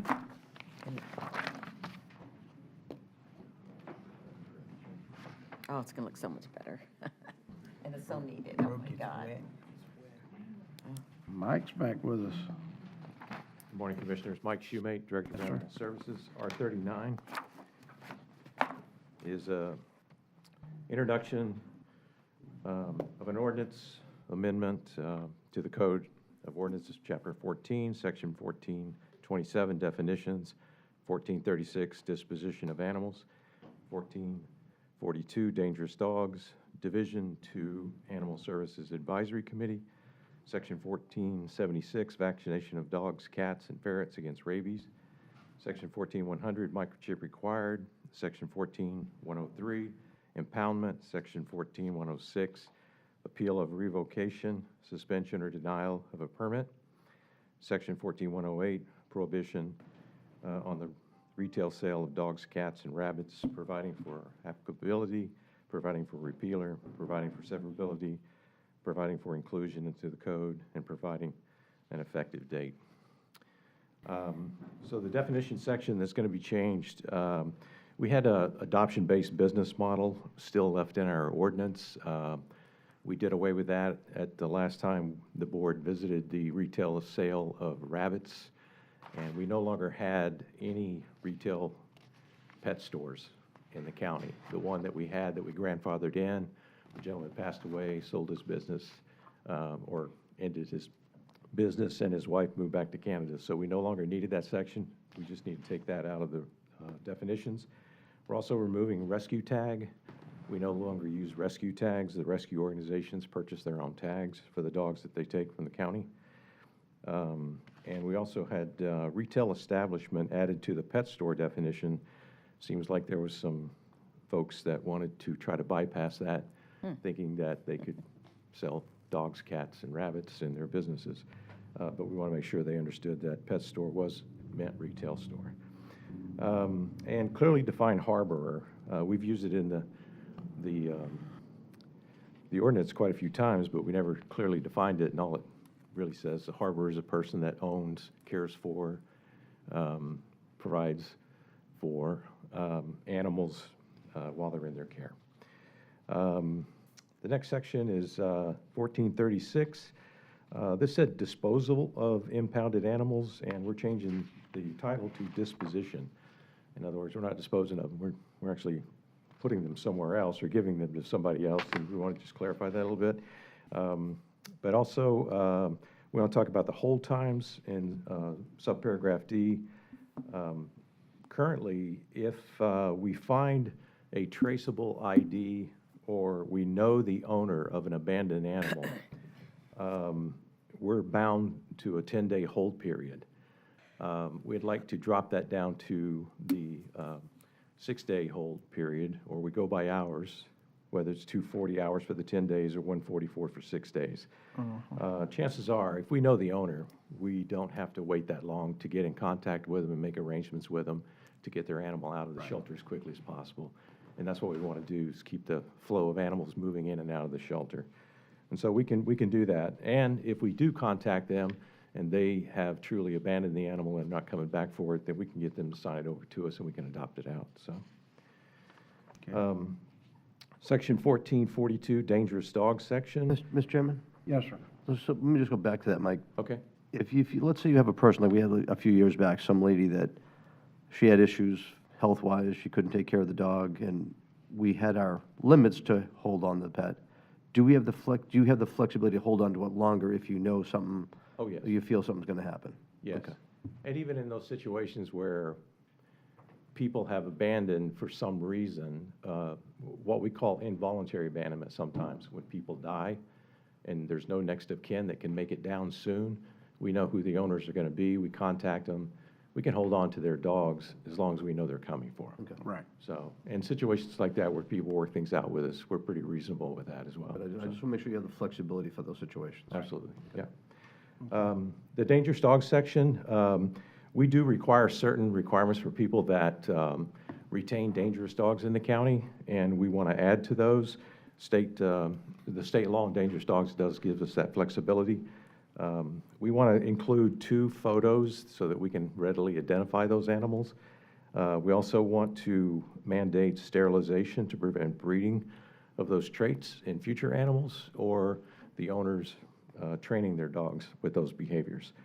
So that's one stipulation. And along with the sterilization, there is exemptions that do apply for medical condition of the animals, things like that. The next section we're going to be changing, or asking to be changed, is Division 2, which is the Animal Services Advisory Committee. Here we're asking the board to actually sunset the committee. I do not think the committee has had a predominant function or role, either in serving the board or serving animal services as they're designed to do in a number of years. We actually have pretty good relationships, I hope, with each of the commissioners. We receive phone calls and we handle the issues. We advise the board as much as we can. We also have great relationships with all the partners that are on this committee. We work with them almost every day. So we feel like when we try to have these meetings with the committee, number one, it's also a lot of work on us to try to get them all there. Many times we don't have a quorum. Many times they have nothing for us. We're just downloading information to them, basically telling them how we're doing and things like that. The board does have the option, of course, if they do sunset, to bring it back at any time they would like. So interesting enough, at the last meeting where we had a quorum, which was February 28th, they reviewed our presentation to the board, and they voted 100% to push it forward. So with that, I'll move to the next item. Mr. Chairman? Yes, sir. And that's a great sign that you're doing a good job, that you get the trust of the community to say that. Absolutely. And I want to say, yesterday, I was tied up in the morning, and a phone call came in, and you told the people, you didn't overpromise, you said, we'll try to get out there in a day or two. You guys were out there an hour and a half, and the people were just amazed, thrilled, and happy. Yeah. So, Okay. thank you. It's great when it works out that way. Sometimes it does take us a day or two, but Yeah. we get, They were hopefully we thrilled. get it done though, so. 1476, vaccination of dogs, cats, ferrets against rabies required. State law and county ordinance requires veterinarians to provide us the rabies certificate, because that's what we use to actually put the rabies license, to make sure everyone has a rabies license, or county license for their pets, and also to make sure that those animals are vaccinated against rabies for the safety of those around them. We're actually adding that when they give those to us, they need to do it by the 10th of the month after they've, completed the rabies vaccination. We need to get those into our system a little quicker. We're pretty good about it, and we want to make sure that the officers in the field have that information in our system so that they're not issuing citations that aren't warranted. The next section is 14-100, microchip required. Currently, every dog that leaves our shelter and every dog that's adopted or sold in the county is required to have a microchip. But we also would like to incorporate all strays leaving our shelter also have a microchip. One of the reasons they're stray and they may not find their way home is the fact they have no identification. We all know that's difficult sometimes to keep those tags on collars, so microchip would help us get them home a lot quicker. 14-103, impoundment. This is animals brought into the shelter. We have the same 10-day hold or 240-hour hold for litters of puppies and kittens. We'd like to change that and make them exempt from that. I've been in this business a long time. I've never seen a litter of kittens in a box go stray, or puppies. They typically don't. However, if they are with their mom and they come in the shelter, we will hold them for the full 240 hours if need be. We also request, for the sake of some of our citizens really, is to be able to have a sterilization option when we return them after a stray hold.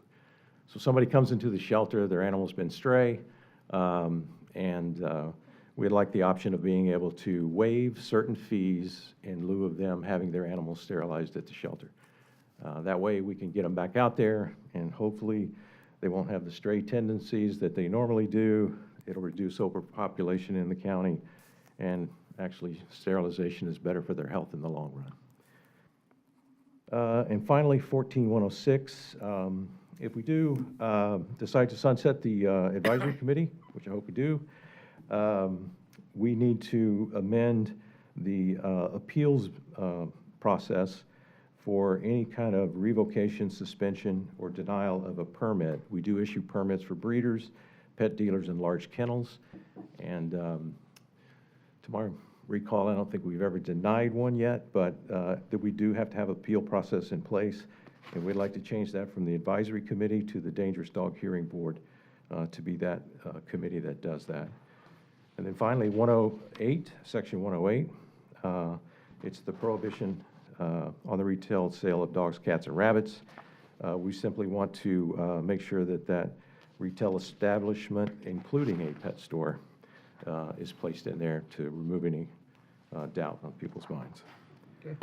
So the recommendation would be to accept the proposed amendments to the Pasco County Code of Ordinance, Chapter 14, direct board records to advertise the proposed amendments for public hearing before the Board of Commissioners on May 21st of this year in Newport Richey at 1:30 p.m. or soon thereafter, as may be heard. I'll be happy to answer any questions. Second. You got a motion and a second? All those in favor say aye. Aye. Aye. Motion passed 4-0. That was easy. Thank you. Right, thank you. Bob Barker, be proud. Okay. Now, we're going to take a break for lunch and be back at 1:30 for a public hearing.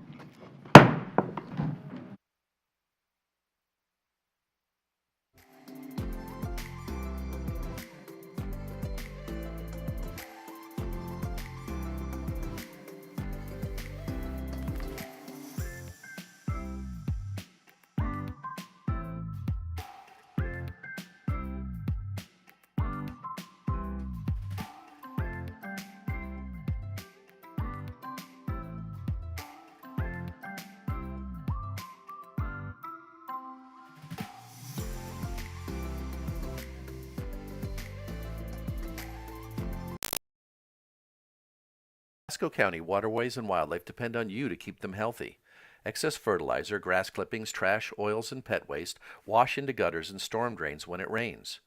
Stormwater carries these pollutants directly into our lakes and rivers, creating an unhealthy environment for fish, waterfowl, and other aquatic animals. Storm drains are meant for clean rainwater. Most other discharges are illegal. If you suspect an illicit discharge, please contact Pasco County Department of Public Works at 727-834-3611.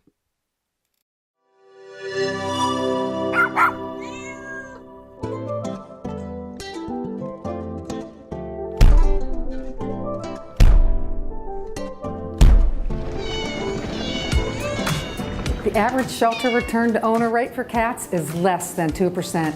That means if you bring a community cat to our shelter, it's not likely they'll end up being returned to their caregivers. Cats in our communities often have one or more caregivers, and they usually hang out in their home area. The best thing to do for these cats is to leave them be. Share that message and you too can help battle pet overpopulation. If you're concerned the kittens have really been orphaned, meaning they haven't been moved, or you're sure mom hasn't been back in at least 8 consecutive hours, then you can step in and care for the kittens. Animal Services offers resources on our website about kitten fostering, spay and neuter services, trap rentals, and vaccinations.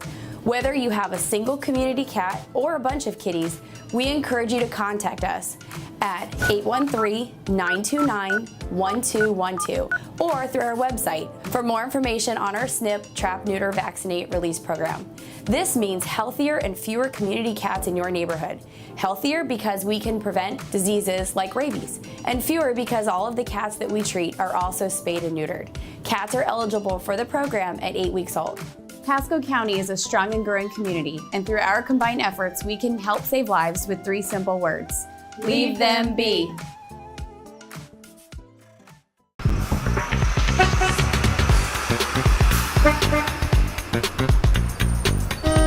Go Pasco and Pasco County Libraries are perfect partners, perfect place to buy your bus pass. I'm very excited to introduce our newest library where you could buy bus passes.